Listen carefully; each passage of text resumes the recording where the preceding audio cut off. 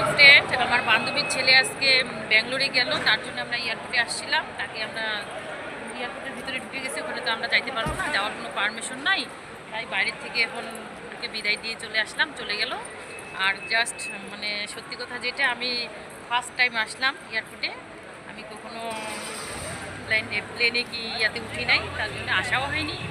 কোথাও দূরের জার্নি ছিলও না বলতে নাই, তার জন্য আসা হয়নি। তো বান্ধবীর সাথে আজকে আসলাম, দেখলাম, ভালো লাগলো। জায়গাটাও খুব সুন্দর আছে, লোকজন তো থাকবেই। তো ছেলে ভালো ভালো যাক।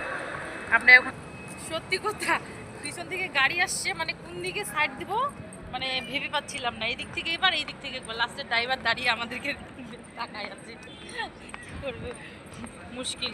ভিড়ও নাই তবুও আর কি, আশেপাশে অনেক লোকজন আছে কিন্তু না। এই সকাল থেকে বৃষ্টি ছিল, এখন প্রচুর রোদ উঠাইছে, টাকা যাচ্ছে না, এত রোদ।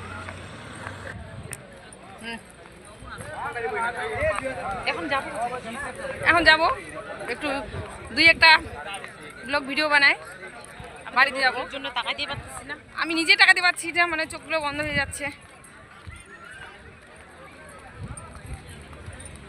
তো গাইস চলো, কোথায় যাচ্ছি আমরা নিজেও জানি না। যাই হোক, যেখানে যাচ্ছি দেখা হবে এখন। नहीं जाएंगे, पैदल जाएंगे।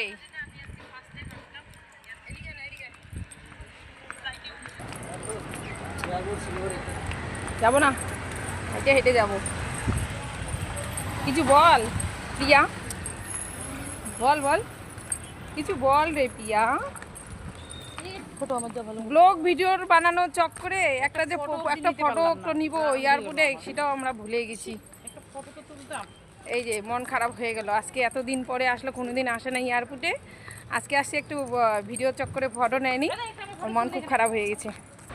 একবার মুখটা দেখে নাও, মুখটা বানাইছি কীরকম দেখছো? তাও তো তোর আমি ফটো তুলে দিচ্ছি আমার একটা